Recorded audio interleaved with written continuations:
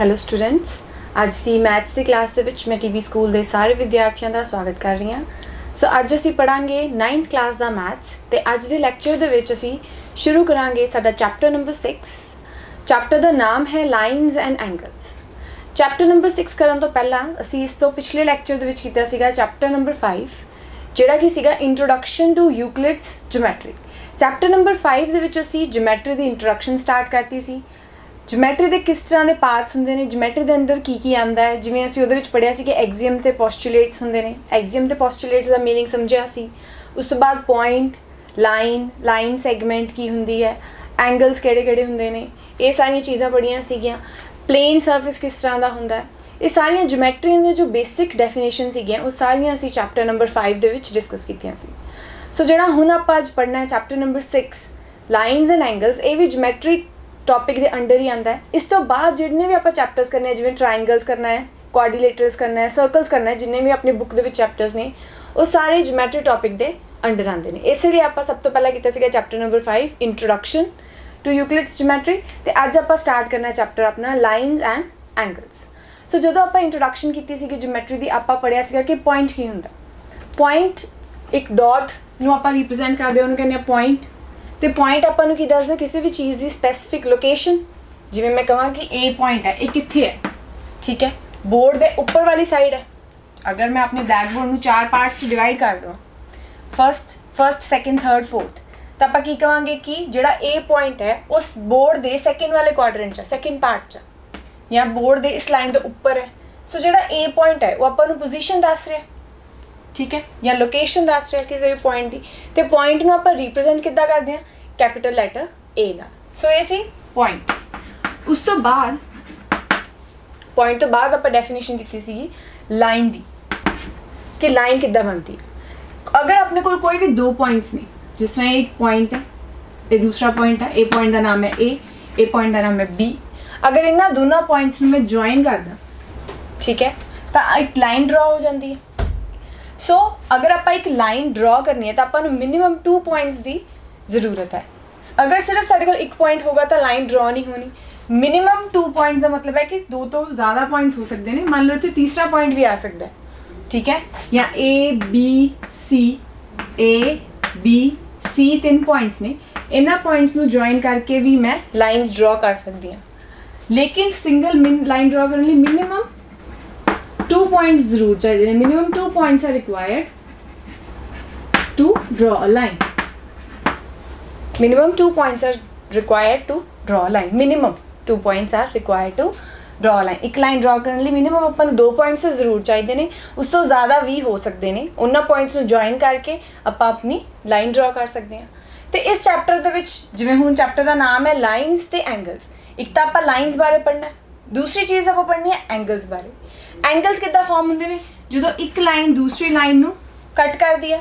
ਤਾਂ ਜਿਹੜਾ ਆਹ ਪੁਆਇੰਟ ਹੈ, ਜਿਵੇਂ ਇੱਕ ਐਂਗਲ ਡਰਾ ਹੋ ਗਿਆ, ਇਸ ਤਰਫ ਇੱਕ ਐਂਗਲ ਡਰਾ ਹੋ ਗਿਆ, ਜਾਂ ਫਿਰ 2 ਲਾਈਨਾਂ, 2 ਪੈਰਲਲ ਲਾਈਨਾਂ ਨੇ ਤੇ ਇੱਕ ਤੀਸਰੀ ਲਾਈਨ ਉਹਨੂੰ ਕੱਟ ਕਰ ਰਹੀ ਹੈ, ਜਾਂ 3 ਲਾਈਨਾਂ ਨੇ ਉਹਨੂੰ ਇੱਕ ਲਾਈਨ ਕੱਟ ਕਰ ਰਹੀ ਹੈ। ਜਦੋਂ ਲਾਈਨਸ ਇੱਕ ਦੂਸਰੇ ਨੂੰ ਕੱਟ ਕਰਦੀਆਂ ਨੇ ਤਾਂ ਸਾਡੇ ਕੋਲ ਐਂਗਲਸ ਫਾਰਮ ਹੁੰਦੇ ਨੇ। ਤਾਂ ਆਪਾਂ ਉਹਨਾਂ ਐਂਗਲਸ ਦੇ ਬਾਰੇ ਪੜ੍ਹਨਾ ਕਿ ਸਾਡੇ ਕੋਲ ਕਿੰਨੇ ਤਰ੍ਹਾਂ ਦੇ ਐਂਗਲਸ ਹੁੰਦੇ ਨੇ, ਉਹਨਾਂ ਦੇ ਕੀ ਪ੍ਰੋਪਰਟੀਜ਼ ਨੇ।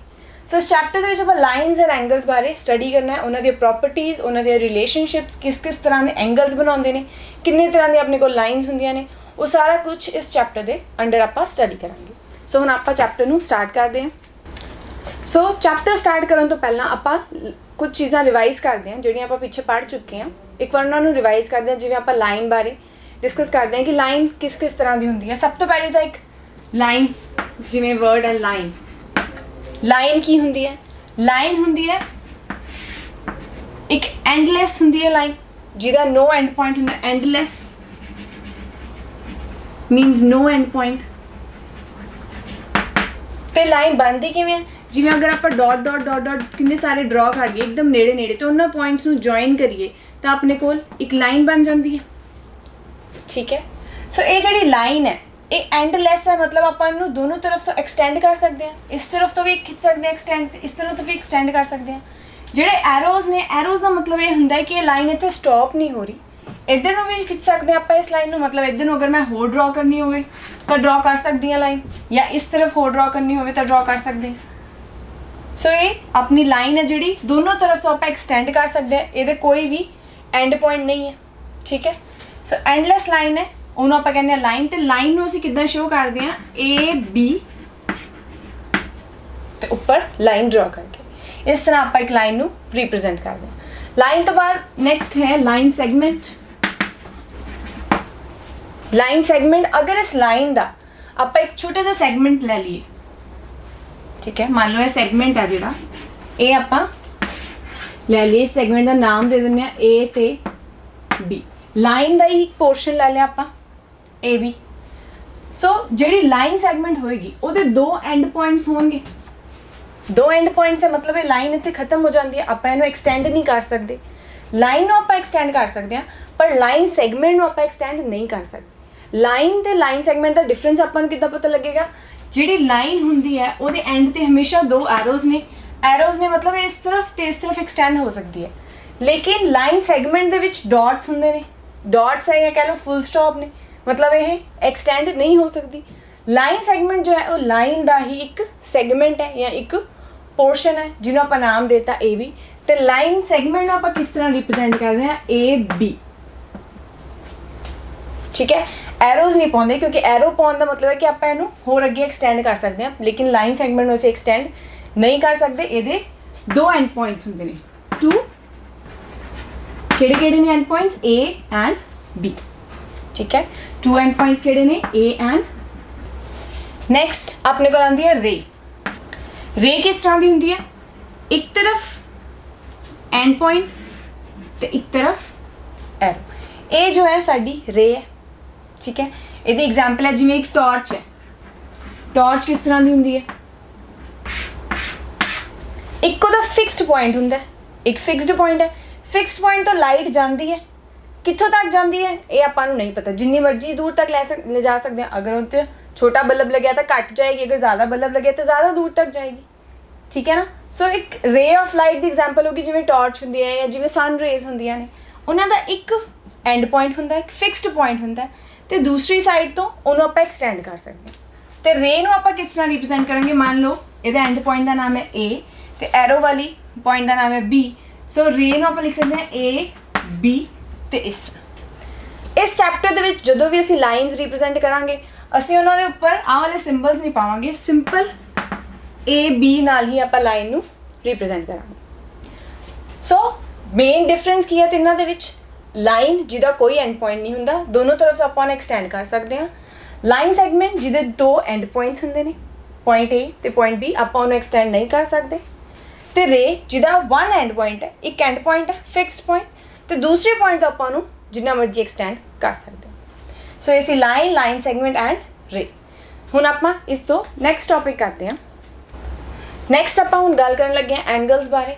एंगल्स कदों बनदे ने, ठीक है। एंगल्स उदों बनते हैं जो साढ़े कोल कॉर्नर्स बनते हैं। कॉर्नर्स किवें, जिवें मान लो आ कोई रूम है, ठीक है, एक रूम है। सो इस रूम में कितने कॉर्नर ने, एक तो ए कॉर्नर है, सो इट मीनस इत्थे एक एंगल है साढ़े कोल, एक आ कॉर्नर है, सो इत्थे भी एक एंगल है, आ वाला कॉर्नर है, सो इत्थे भी एक एंगल है, आ कॉर्नर है, इत्थे भी एंगल है, ठीक है। सो जिथे भी साढ़े कोल कॉर्नर्स बननगे उत्थे साढ़े कोल एंगल्स बननगे। तो एंगल्स जनरली जिमें हुण आ वाला कॉर्नर है, इनू मैं इस तरह ड्रॉ कर लिया, तो एक एंगल बन गया, ठीक है। जिमें अपनी आर्म है, आ साडी आर्म है, अगर अपनी आर्म नूं आपां टर्न करिए तो आ एक कॉर्नर बन जाता है।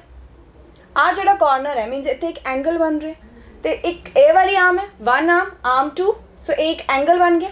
तो इस एंगल का एक कॉमन पॉइंट है, इस कॉमन पॉइंट नूं असीं की कहांगे वर्टेक्स। सिमिलरली एंगल्स दे विच की हुंदा है, दो आर्म्स होंदियां,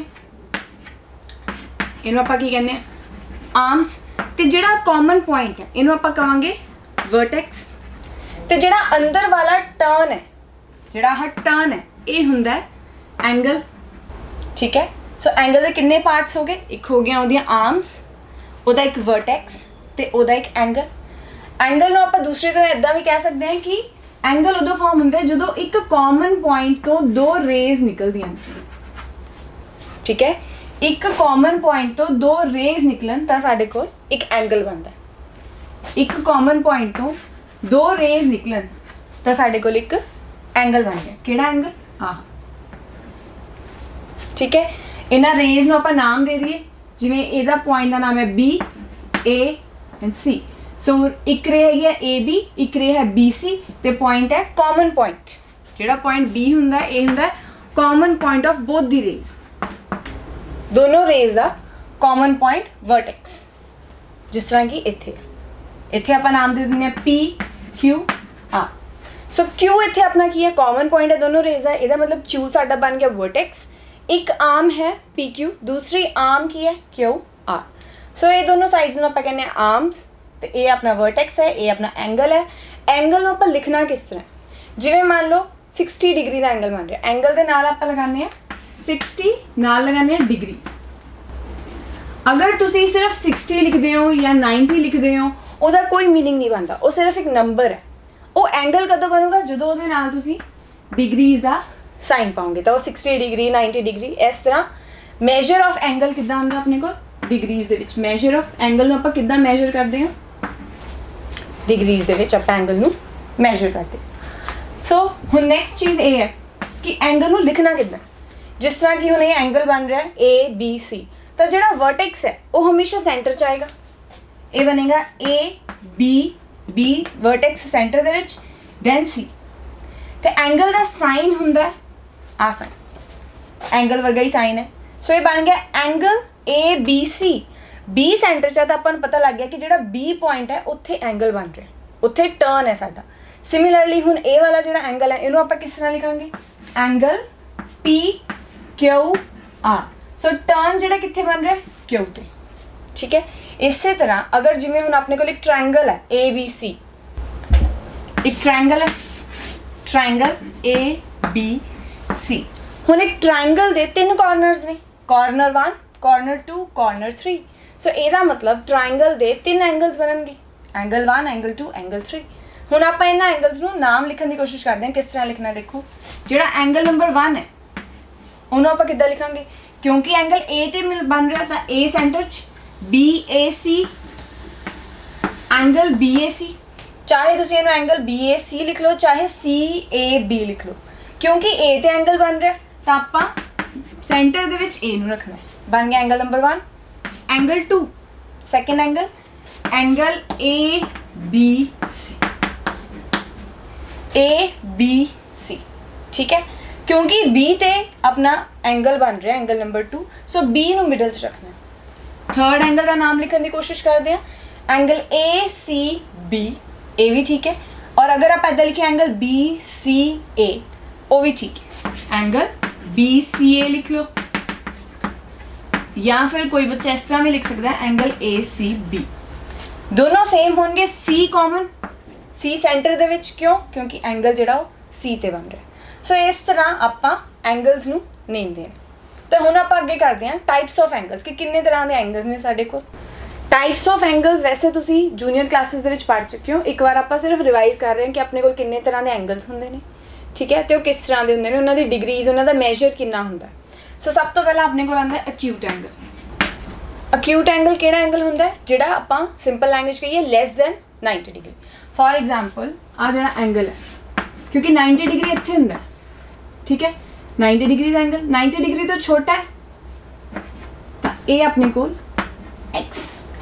सो एंगल एक्स है जिहड़ा वो 0 डिग्री तो लैके 90 डिग्री के विचकार है 0 डिग्री तो लैके 90 डिग्री तो विचकार है 90 डिग्री तो लैस है तो असीं कहांगे कि वो अक्यूट एंगल है। सैकेंड एंगल हुंदा अपने को राइट एंगल। राइट एंगल केड़ा हुंदा अगर 90 डिग्री का एंगल बने 90 डिग्रीज का एंगल बने तो असीं उहनूं कहांगे राइट एंगल। तो एंगल का मेजर आपां देखना किदे नाल है अपने को इंस्ट्रूमेंट हुंदा प्रोटेक्टर या डी इस शेप में हुंदी है डी ठीक है वो उपर स्केल बनया हुंदा इधरों 0 तो लैके 180 तक फिर इधरों 0 तो लैके 180 तक। सो डी नाल आपां मेजर कर सकते हैं मिडल दे विच हुंदा 90 डिग्रीज हुंदा ठीक है। सो अगर 90 डिग्री तो घट है तो बन गया साडे कोल एक्यूट एंगल। अगर 0 तो 90 दे विच है तो अक्यूट एंगल। अगर बिल्कुल 90 डिग्री है तो साडे असीं उहनूं की कहांगे राइट एंगल। एंड अगर थर्ड फॉर्म आंदी है साडे कोल ऑब्ट्यूज एंगल ऑब्ट्यूज एंगल कदों बनता है? अगर कोई एंगल 90 तो ज़्यादा है बट 180 तो 90 तो ज़्यादा, 90 तो आप ज़्यादा जाना है, ठीक है। साढ़े को 90 सी, 90 तो घट होएगा तो अक्यूट एंगल, 90 तो ज़्यादा जावांगे तो ऑब्ट्यूज एंगल। ऑब्ट्यूज एंगल कित्थों तक बनेगा? अगर साडा एंगल 90 ते 180 दे विचकार है तो उन्होंने कहांगे ऑब्ट्यूज एंगल। फोर्थ है स्ट्रेट एंगल। स्ट्रेट एंगल कदों होएगा? जो बिल्कुल स्ट्रेट लाइन बनेगी। स्ट्रेट एंगल का मेजर हुंदा है 180 डिग्री, ठीक है, 180 डिग्री। जिवें कि तुहाडे डी दे उत्ते स्केल हुंदा 0 तो लैके पूरा 180 तक, तो एक स्ट्रेट लाइन बन जाती है। सो स्ट्रेट एंगल मेजर कितना होगा उहदा? 180 डिग्री। नैक्सट अपने को हुंदा है रिफ्लैक्स एंगल। रिफ्लैक्स एंगल होएगा अगर साडा एंगल जो है 180 डिग्री तो ज़्यादा है बट 360 डिग्री मतलब जिहड़ा कंप्लीट एंगल है उहदे नालों घट है। फॉर एग्जाम्पल जिवें कि ये स्ट्रेट लाइन है, आ वाला एंगल। सो ये जिहड़ा एंगल है बाहर वाला, इन्हों आपां कहांगे रिफ्लैक्स एंगल, क्योंकि स्ट्रेट लाइन कित्थे बनती है? इत्थे, जिवें कि इत्थे स्ट्रेट लाइन बन रही है।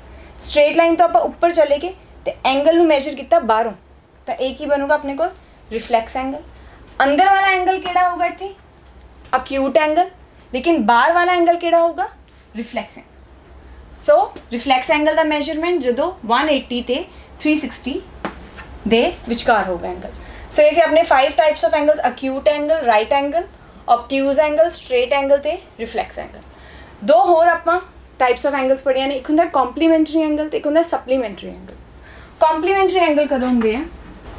कॉम्प्लीमेंटरी एंगल कदों बनते हैं? When sum of two angles is equal to 90 degree. जो आप कोई भी दो एंगल्स नूं आपस ऐड करिए, मतलब उन्होंने मेजरमेंट नूं ऐड करिए तो उन्होंने ऐड करने तो बाद साढ़े को टोटल सम जो है वो 90 डिग्री आए। फॉर एग्जाम्पल अगर मैं angle A plus angle B नूं ऐड करके सम करके मेरे को 90 डिग्री आए आंसर, तो मैं कहूँगी कि एंगल ए ते एंगल बी आपस दे विच कॉम्प्लीमेंटरी एंगल्स।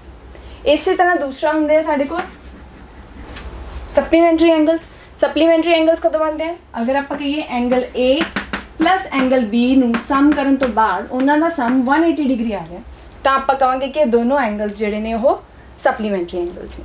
सो कॉम्प्लीमेंटरी एंगल्स जो सम ऑफ टू एंगल्स कितना बनता 90 डिग्री, तो सप्लीमेंटरी एंगल्स जो उन्हां दा सम बनता 180 डिग्री। सो ये सीगी हुण एंगल्स बारे। नैक्सट आपां जिहड़ा अज टॉपिक करना है वो पढ़ते हैं। हाँ जी बच्चों, हुण जिहड़ा आपां टॉपिक करन लगे हां, टॉपिक का नाम है पेयर ऑफ एंगल्स। पेयर का मीनस हुंदा, हुण आपां दो एंगल्स की गल करांगे। सो आपां सब तो पहला एंगल्स देखते हैं किहड़े ने अपने को। एक कॉमन पॉइंट बी तो दो रेज निकलियां तो अपने को एंगल बन गया। एक रे है साडे कोल B D.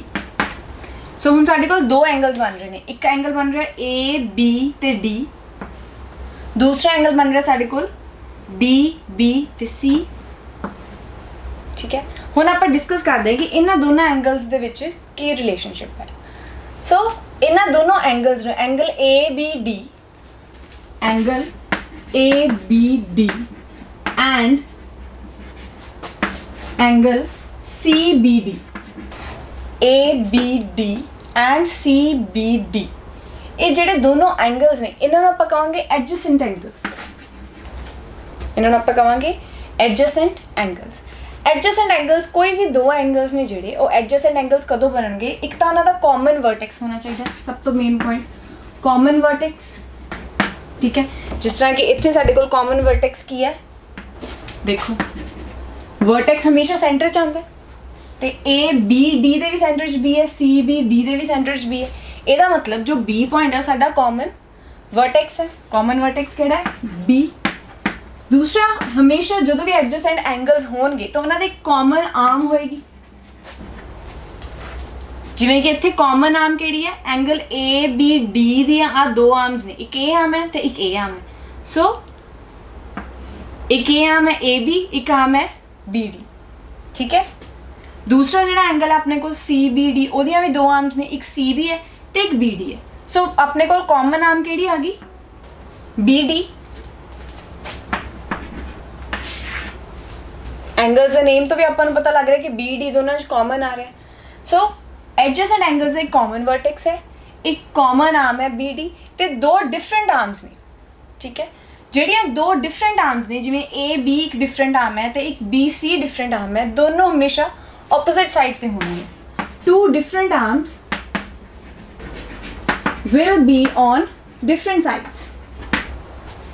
Two different arms will be on different sides, मतलब ਜਿਹੜੀਆਂ ਦੋ ਅਲੱਗ ਆਰਮ ਸੀ, ਇੱਕ ਤਾਂ ਆਪਣੇ ਕੋਲ ਕਾਮਨ ਵਰਟੈਕਸ ਸੀ, ਕਾਮਨ ਆਰਮ ਸੀ, ਕਾਮਨ ਮਤਲਬ ਜਿਹੜੀ ਸੇਮ ਸੀ ਦੋਨੋਂ ਐਂਗਲਸ ਕੋਲ B ਵਰਟੈਕਸ ਸੇਮ ਸੀ, ਦੋਨੋਂ ਐਂਗਲਸ ਕੋਲ BD ਆਰਮ ਸੇਮ ਸੀ। ਡਿਫਰੈਂਟ ਜਿਹੜੀ ਆਰਮ ਸੀ, ਇਹਦੇ ਕੋਲ AB ਹੈ ਤੇ ਇਹਦੇ ਕੋਲ CD ਹੈ, AB ਤੇ CD ਆਰਮ। ਠੀਕ ਹੈ, ਜਿਹੜੀਆਂ ਦੋ ਡਿਫਰੈਂਟ ਆਰਮਸ ਨੇ, ਜਿਹੜੀਆਂ ਦੋਨੋਂ ਐਂਗਲਸ ਕੋਲ ਸੇਮ ਨਹੀਂ ਹੈਗੀਆਂ, ਅਲੱਗ ਨੇ, ਜਿਵੇਂ AB ਤੇ BC ਆਰਮ ਅਲੱਗ ਹੈ। ਸੋ ਇਹ ਦੋਨੋਂ ਆਪੋਜ਼ਿਟ ਸਾਈਡਸ ਤੇ ਹੋਣਗੀਆਂ, ਸੇਮ ਸਾਈਡ ਤੇ ਨਹੀਂ ਹੋਣਗੀਆਂ। ਜਿਵੇਂ ਕਿ ਹੁਣ ਅਗਰ ਮੈਂ ਇਹਦੇ ਵਿੱਚ ਦੋ ਹੋਰ ਐਂਗਲਸ ਬਣ ਰਹੇ ਨੇ, ਜਿਵੇਂ ਕਿ ਇੱਕ ਐਂਗਲ ਬਣ ਰਿਹਾ ABD ਤੇ ਇੱਕ ਐਂਗਲ ਬਣ ਰਿਹਾ ਐਂਗਲ ABC। ਠੀਕ ਹੈ, ਤੁਸੀਂ ਧਿਆਨ ਨਾਲ ਦੇਖੋ, ਇੱਕ ਐਂਗਲ ਬਣ ਰਿਹਾ ਐਂਗਲ ABD ਤੇ ਇੱਕ ਐਂਗਲ ਬਣ ਰਿਹਾ ABC। ਹੁਣ ਦੋਨਾਂ ਦੇ ਵਿੱਚ ਵਰਟੈਕਸ ਕਾਮਨ ਹੈਗਾ, ਬਿਲਕੁਲ ਹੈਗਾ। ਆਪਾਂ ਚੈੱਕ ਕਰਦੇ ਹਾਂ ਕਿ ਇਹ ਜਿਹੜੇ ਦੋਨੋਂ ਐਂਗਲਸ ਨੇ, ਕੀ ਇਹ ਐਡਜਸੈਂਟ ਐਂਗਲਸ ਬਣ ਰਹੇ ਨੇ। B ਦੋਨਾਂ ਦੇ ਵਿੱਚ ਕਾਮਨ ਵਰਟੈਕਸ ਹੈ। ਸੋ ਹੁਣ ਉਹਨਾਂ ਦੀ ਕਾਮਨ ਆਰਮ ਕਿਹੜੀ ਹੈ, AB। ਸੋ ਫਰਸਟ ਪ੍ਰੋਪਰਟੀ ਵੀ ਸੈਟੀਸਫਾਈ ਹੋ ਰਹੀ ਹੈ, ਸੈਕੰਡ ਪ੍ਰੋਪਰਟੀ ਵੀ ਸੈਟੀਸਫਾਈ ਹੋ ਰਹੀ ਹੈ ਕਿ ਉਹਨਾਂ ਦੀ ਕਾਮਨ ਆਰਮ ਹੈ। ਥਰਡ ਪ੍ਰੋਪਰਟੀ ਸੀ ਕਿ two different arms will be on the two different sides, ਕਿ ਜਿਹੜੀਆਂ ਦੋ ਡਿਫਰੈਂਟ ਵਾਲੀਆਂ ਆਰਮਸ ਨੇ, ਮਤਲਬ ਇੱਕ ਆਰਮ ਆਪਣੀ ਡਿਫਰੈਂਟ ਹੈਗੀ ਹੈ BD ਤੇ ਦੂਸਰੀ ਆਰਮ ਜਿਹੜੀ ਡਿਫਰੈਂਟ ਹੈਗੀ ਹੈ BC, ਉਹ ਦੋਨੋਂ ਡਿਫਰੈਂਟ ਸਾਈਡਸ ਤੇ ਹੋਣਗੇ, ਆਪੋਜ਼ਿਟ ਸਾਈਡਸ ਤੇ। ਲੇਕਿਨ ਇਹਦੇ ਵਿੱਚ ਤਾਂ ਦੋਨੋਂ ਸੇਮ ਸਾਈਡ ਤੇ ਨੇ, ਦੋਨੋਂ ਕਾਮਨ ਆਰਮ ਦੇ ਸੇਮ ਸਾਈਡ ਤੇ ਨੇ। ਇਹਦਾ ਮਤਲਬ ਐਂਗਲ ABD ਤੇ ਐਂਗਲ ABC ਹੈ ਜਿਹੜੇ, they are not adjacent angles, they are not adjacent angles. ਦੁਬਾਰਾ ਦੇਖਦੇ ਹਾਂ, ਐਂਗਲ ABD ਤੇ ਐਂਗਲ CBD ਨੂੰ ਆਪਾਂ ਐਡਜੈਸੈਂਟ ਐਂਗਲਸ ਕਵਾਂਗੇ, ਬਿਕੋਜ਼ ਇੱਕ ਤਾਂ ਉਹਨਾਂ ਦਾ ਕਾਮਨ ਵਰਟੈਕਸ ਹੈ, ਕਾਮਨ ਵਰਟੈਕਸ ਹੈਗਾ B, ਕਾਮਨ ਆਰਮ ਹੈ। ਦੁਬਾਰਾ ਰਿਵਾਈਜ਼ ਕਰਦੇ ਹਾਂ, ਐਂਗਲ ABD ਤੇ ਐਂਗਲ CBD ਨੂੰ ਆਪਾਂ ਐਡਜੈਸੈਂਟ ਐਂਗਲਸ ਕਦੋਂ ਕਵਾਂਗੇ, ਜਦੋਂ ਇੱਕ ਤਾਂ ਉਹਨਾਂ ਕੋਲ ਕਾਮਨ ਵਰਟੈਕਸ ਹੋਏਗਾ, ਜਿਵੇਂ ਕਿ ਇੱਥੇ ਕਾਮਨ ਵਰਟੈਕਸ ਸੀਗਾ B, ਕਾਮਨ ਆਰਮ ਹੋਏਗੀ, ਕਾਮਨ ਆਰਮ ਕਿਹੜੀ ਹੈ ਇਸ ਕੇਸ ਦੇ ਵਿੱਚ BD, ਤੇ ਟੂ ਡਿਫਰੈਂਟ ਆਰਮਸ ਨੇ ਜਿਹੜੀਆਂ, ਮਤਲਬ ਜਿਹੜੀਆਂ ਦੋ ਆਰਮਸ ਨੇ ਜਿਹੜੀਆਂ ਸੇਮ ਨਹੀਂ ਹੈਗੀਆਂ ਦੋਨੋਂ ਐਂਗਲਸ ਕੋਲ, ਜਿਹੜੀਆਂ ਅਲੱਗ ਨੇ, ਡਿਫਰੈਂਟ ਨੇ, will be on the different sides, ਦੋਨੋਂ ਡਿਫਰੈਂਟ ਸਾਈਡਸ ਤੇ ਹੋਣਗੀਆਂ, ਆਪੋਜ਼ਿਟ ਸਾਈਡਸ ਤੇ ਹੋਣਗੀਆਂ, ਸੇਮ ਸਾਈਡ ਤੇ ਨਹੀਂ ਹੋਣਗੀਆਂ, ਵੀ ਦੋਨੋਂ ਇੱਕੋ ਸਾਈਡ ਤੇ ਨਹੀਂ ਹੋਣਗੀਆਂ, ਅਲੱਗ-ਅਲੱਗ ਸਾਈਡਸ ਤੇ ਹੋਣਗੀਆਂ। ਤਾਂ ਅਗਰ ਉਹ ਤਿੰਨੋਂ ਪ੍ਰੋਪਰਟੀ ਸੈਟੀਸਫਾਈ ਕਰਨਗੇ ਦੋ ਐਂਗਲਸ, ਤਾਂ ਆਪਾਂ ਕਵਾਂਗੇ ਕਿ ਉਹ ਦੋਨੋਂ ਐਡਜੈਸੈਂਟ ਐਂਗਲਸ ਨੇ।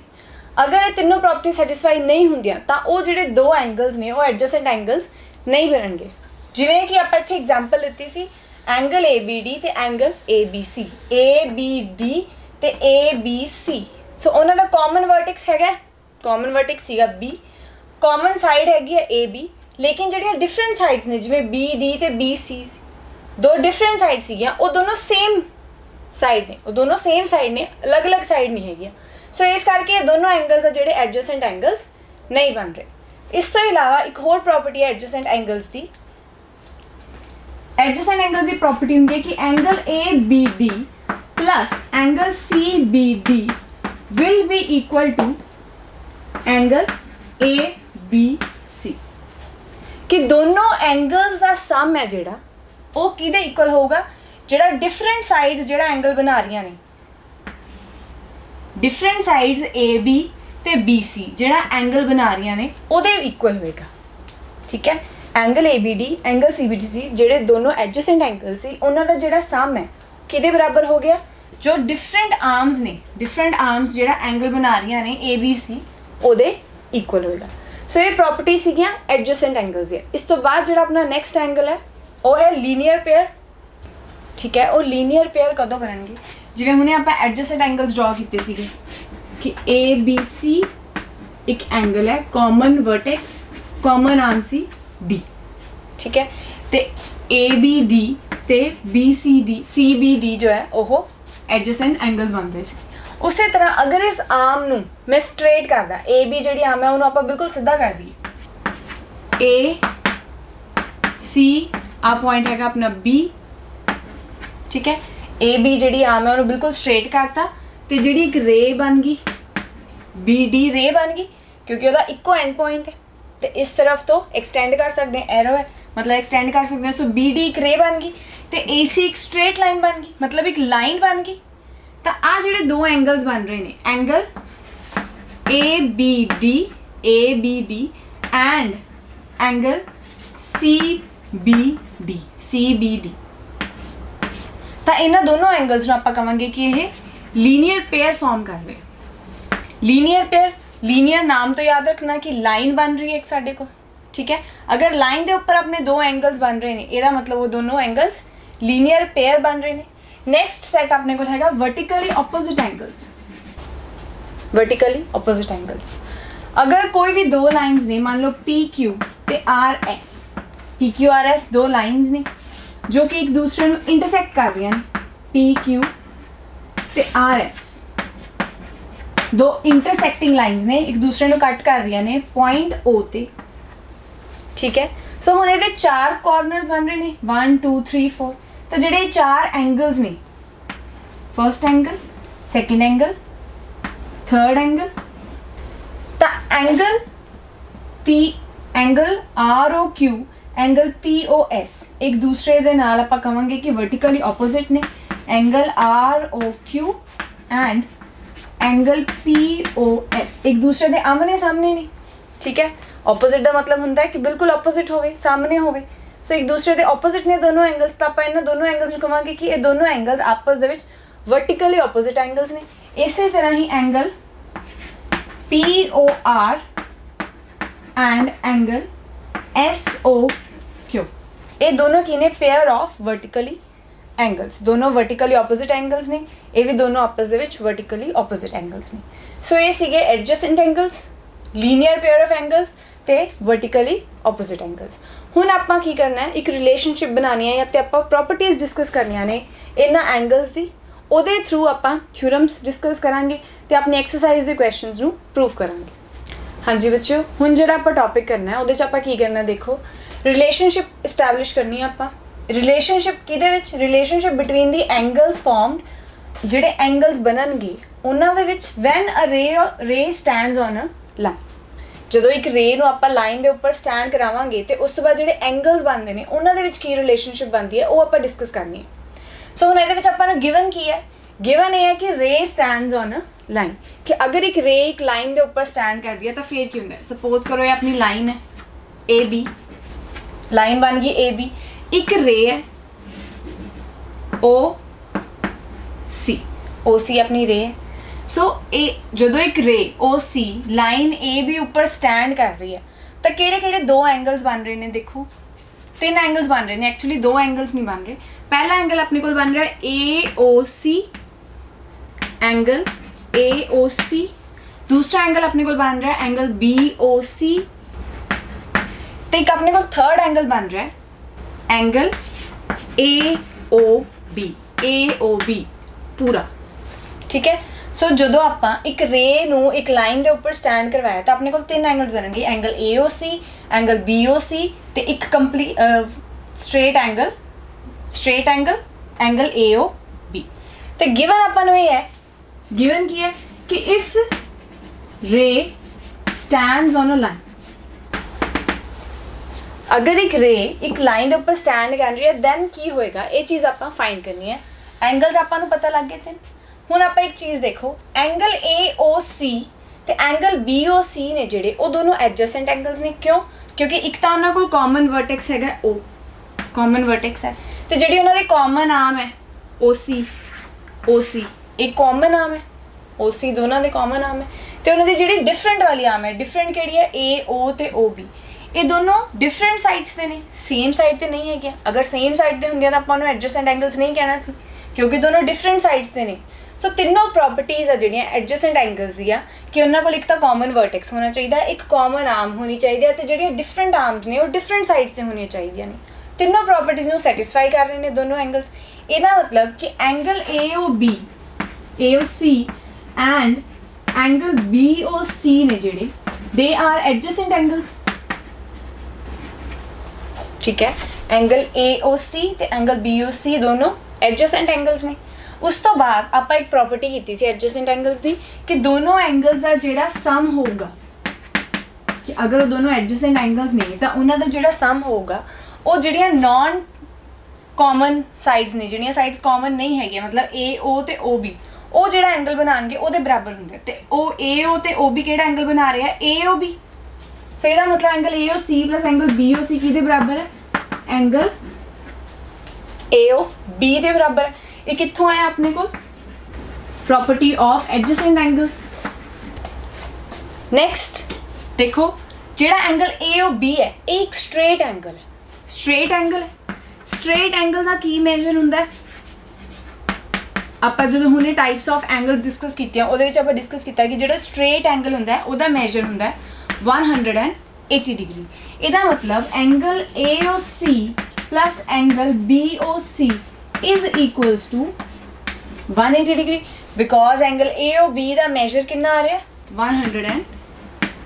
180 डिग्री सो अगर angle A O B 180 degree के बराबर है तो आप इतने एंगल ए ओ बी की वैल्यू पुट करती 180 डिग्री इसका मतलब angle A O C plus angle B O C is equals to 180 degree इसका मतलब दोनों एडजेसेंट एंगल्स ने जोड़े वो एक लीनियर पेयर बना रहे हैं ठीक है जो हमने आप एंगल्स डिस्कस किए linear pair of angles discuss किए वो भी बिल्कुल इस तरह के सीगे सो अपने को रिजल्ट क्या है रिजल्ट अपने को ये है कि if ray stands on a line then the sum of two adjacent angles is 180 degree ठीक है कि if a ray stands on a line अगर एक रे एक लाइन के उपर स्टैंड कर रही है तो जो दो एडजेसेंट एंगल्स आउणगे इन्हां दा सम होगा 180 डिग्री इस प्रॉपर्टी नूं असीं कहने आ लीनियर पेयर एक्सियम या लीनियर पेयर प्रॉपर्टी या सिर्फ लीनियर पेयर एंगल्स भी कहने सो लीनियर पेयर के जिन्ने जेडे एंगल्स लीनियर पेयर बनाएंगे इसका मतलब जो उन्होंने दोनों एंगल्स आप सम करांगे वो 180 डिग्री बनाएंगे सो जो भी if a ray stands on a line the sum of two adjacent angles की हो जाएगा 180 डिग्री हाँ जी स्टूडेंट्स हुण जिहड़ी आपां नैक्सट प्रॉपर्टी डिस्कस करन चले हैं उन्होंने पढ़ते हैं उसकी स्टेटमेंट की है देखो नैक्सट प्रॉपर्टी स्टेटमेंट है if two lines intersect each other अगर दो लाइन्स एक दूसरे को इंटरसैक्ट कर रही हैं then the vertically opposite angles are equal हुणे जो असीं पहला डिस्कस किए वर्टिकली ऑपोजिट एंगल्स तो जो भी दो लाइन्स पी क्यू ते आर एस एक दूसरे को इंटरसैक्ट करदियां ने तो साडे कोल वर्टिकली ऑपोजिट एंगल्स आ रहे सी इस प्रॉपर्टी च आपां प्रूव करना है कि जो वर्टिकली ऑपोजिट एंगल्स आपां नूं मिलणगे वो आपस दे विच इक्वल होणगे सो बिल्कुल सेम जिदा पहला आप डिस्कस किए कि वर्टिकली ऑपोजिट एंगल्स किद्दां बनते हैं दो लाइन्स ने पी क्यू एक लाइन है पी क्यू दूसरी लाइन है आर एस पी क्यू ते आर एस एक दूसरे को कट कर रही ने पॉइंट ओ ते ठीक है पी क्यू ते आर एस एक दूसरे को कट कर रही पॉइंट ओ ते तो अपने को दो पेयर्स मिल रहे थे वर्टिकली ऑपोजिट एंगल्स के किहड़े पेयर सीगे एक तो ये सीगे दोनों आपस दे विच वर्टिकली ऑपोजिट एंगल्स तो एक जेडे एक दूसरे के बिल्कुल सामने आन सैकेंड पेयर ठीक है सो हुण आप प्रूव करना है पहले आप लिख लिए कि केड़े अपने को पेयर आ रहा है फर्स्ट पेयर है अपने को angle R O Q and angle P O S ये दोनों आपस दे विच वर्टिकली ऑपोजिट ने सैकेंड पेयर अपने को आया angle P O R and angle S O Q ये दोनों जेडे ने वो वर्टिकली ऑपोजिट एंगल्स हैं ठीक सो ये सी वर्टिकली ऑपोजिट एंगल्स हुण आप एक चीज़ देखनी है अगर आप रे ओ आर देखिए आप जी पिछली प्रॉपर्टी हमने की है कि if a ray stands on a line then the sum of two adjacent angles is equal to 180 degree वो प्रॉपर्टी यूज़ करांगे इस प्रॉपर्टी नूं प्रूव करने सो अगर आप रे देखिए ओ आर रे नूं तुसीं नोटिस करो ओ आर रे नूं दैन आ जिहड़े दो एंगल्स बन रहे हैं एंगल पी ओ आर तो इस तरफ एंगल बन रहा है angle O Q O R P O R तो एंगल आर ओ क्यू क्योंकि आर ओ क्यू लिखे आप एक एंगल है पी ओ आर तो एक एंगल है आर ओ क्यू ये दोनों एंगल्स लीनियर पेयर बन रहे हैं ठीक है अगर इस चीज़ नूं हाइड कर दिए तो ये दोनों एंगल्स है जो लीनियर पेयर बन रहे हैं अगर रो ओ आर है जी वो लाइन पी क्यू उपर स्टैंड करती है। सो अगर ray O R stands on line P Q then आप पिछली प्रॉपर्टी यूज़ करांगे। पिछली प्रॉपर्टी की कहती सी कि ਜਿਹੜੇ दो एडजेसेंट एंगल्स आ रहे हैं वो दोनों एंगल्स का सम है जो 180 डिग्री होगा। सो इस हुण इस दे विच साडे कोल एडजेसेंट एंगल्स किहड़े बने हैं, angle P O R plus angle R O Q is equals to 180 degree. ठीक है। सिमिलरली अगर मैं रे ओ क्यू लवां stands on line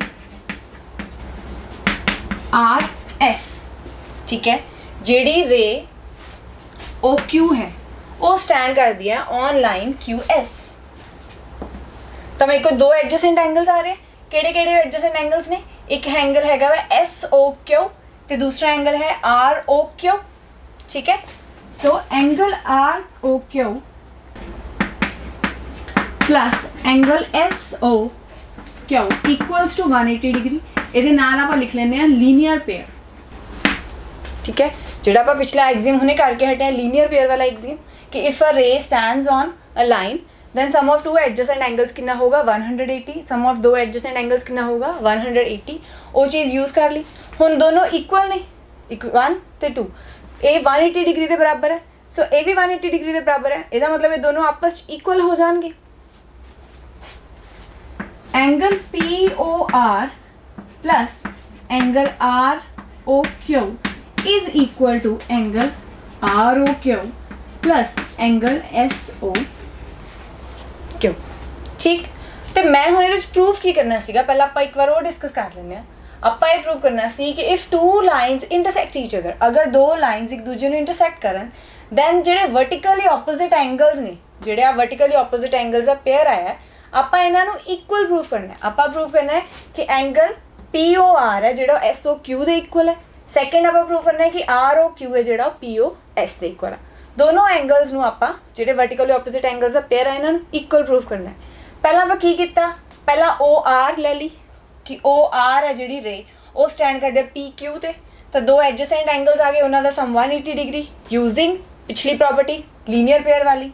similarly O Q stand कर दी आर एस ते, ओ क्यू अगर आर एस ते स्टैंड कर दिया तो जिहड़े दो एडजेसेंट एंगल्स आए ने उन्हां दा सम 180 डिग्री लीनियर पेयर की प्रॉपर्टी यूज़ करके ये दोनों नूं इक्वल रख लिया।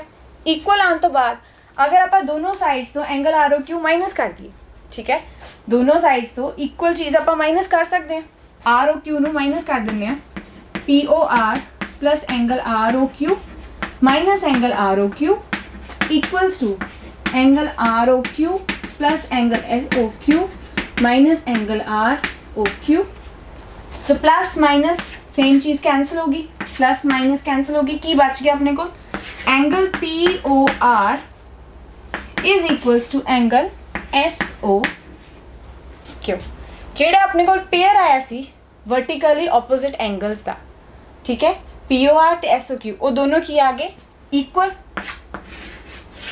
यही आप प्रूव करना सीगा कि अगर दो लाइन्स एक दूसरे को इंटरसैक्ट करन तो जेडे वर्टिकली ऑपोजिट एंगल्स बनते ने वो एक दूसरे के बराबर होंगे ने, एक दूसरे के इक्वल होंगे ने। तो जेडे अपने को दो वर्टिकली ऑपोजिट एंगल्स बने ने वो एक दूसरे के इक्वल आ गए। किद्दां आपां इक्वल प्रूव किया, पिछला लीनियर एग्जाम जिहड़ा आपां यूज़ किया सीगा कि अगर एक रे स्टैंड कर दी एक लाइन ते तो उन्हां दा सम 180 डिग्री आऊगा। सो पिछला लीनियर एग्जाम यूज़ करके आपां नवी प्रॉपर्टी प्रूव की कि जो वर्टिकली ऑपोजिट एंगल्स होंगे ने वो एक दूसरे के इक्वल होंगे ने। जिस तरह आपां ए वाले दोनों एंगल्स नूं इक्वल प्रूव किया है, सिमिलरली एक बार तुसीं ए वाली रो लै लो, रे लै लो ओ एस, एक बार तुसीं ए वाली रो लै लो रे ओ एस ते रे ओ पी, ये दोनों रेज नूं लैके तुसीं angle R O Q equal to angle P O S ये चीज़ प्रूव कर सकते हो। सो ये जी चीज़ है ये तुसीं खुद करनी है प्रूफ। एक बार अपने हाथ ना करके देखना, करना किस तरह, जो तुसीं रे ओ एस लोगे, ओ एस रे ले ली स्टैंडिंग ऑन पी क्यू, तो जेडे दो एडजेसेंट एंगल्स आए ने पहला एंगल्स का नाम लिखने की कोशिश करियो। जो एंगल्स का नाम लिख लिया तो उन्होंने सम 180 डिग्री के बराबर आ जाएगा। दूसरी बार तुसीं ओ पी रे ले लेनी है, ओ पी रे लैके जोड़े दो एडजेसेंट एंगल्स आएंगे उन्होंने सम 180 डिग्री के इक्वल आएगा। ਉਹਨਾਂ ਨੂੰ ਇਕੁਏਟ ਕਰ ਦਿਓ, ਜਿਹੜੀ ਚੀਜ਼ ਸੇਮ ਹੈ ਉਹ ਦੋਨੋਂ ਤਰਫ ਤੋਂ ਮਾਈਨਸ ਕਰ ਦਿਓ, ਤਾਂ ਤੁਹਾਡੇ ਕੋਲ angle ROQ equal to angle POS ਆ ਜਾਏਗਾ। ਸੋ ਇਹ ਦੋ ਪ੍ਰੋਪਰਟੀਜ਼ ਨੇ, ਇਹਨਾਂ ਦੇ ਉੱਪਰ ਬੇਸਡ ਆਪਣੀ ਫਰਸਟ ਐਕਸਰਸਾਈਜ਼ ਹੈ ਜਿਹੜੀ ਕਿ ਆਪਾਂ ਨੈਕਸਟ ਲੈਕਚਰ ਦੇ ਵਿੱਚ ਕਰਾਂਗੇ। ਉਦੋਂ ਤੱਕ ਤੁਸੀਂ ਇਹਨੂੰ ਰਿਵਾਈਜ਼ ਕਰਨਾ, ਠੀਕ ਹੈ। ਇੱਕ ਵਾਰੀ ਇਹਨੂੰ ਚੰਗੀ ਤਰ੍ਹਾਂ ਪੜ੍ਹਨਾ ਹੈ, ਦੁਬਾਰਾ ਆਪਣੀ ਨੋਟਬੁੱਕਸ ਜਿਹੜਾ ਤੁਸੀਂ ਨੋਟ ਕੀਤੇ ਉਹਨੂੰ ਰਿਵਾਈਜ਼ ਕਰਨਾ ਹੈ, ਇਹਨੂੰ ਲਿਖ ਕੇ ਦੇਖਣਾ ਹੈ, ਤੇ ਆਹ ਜਿਹੜੀ ਚੀਜ਼ ਹੈ ਇਹਨੂੰ ਖੁਦ ਸੋਲਵ ਕਰਨ ਦੀ ਕੋਸ਼ਿਸ਼ ਕਰਨੀ ਹੈ, ਇਹਨੂੰ ਪ੍ਰੂਵ ਕਰਨ ਦੀ ਕੋਸ਼ਿਸ਼ ਕਰਨੀ ਹੈ ਕਿ ਕਿਸ ਤਰ੍ਹਾਂ ਇਹ ਇਕੁਅਲ ਆਏਗਾ। ਸੋ ਇਹਦੇ ਉੱਪਰ ਬੇਸ ਜਿਹੜੀ ਐਕਸਰਸਾਈਜ਼ ਹੈ ਉਹ ਆਪਾਂ ਨੈਕਸਟ ਲੈਕਚਰ ਦੇ ਵਿੱਚ ਕਰਾਂਗੇ। Thank you.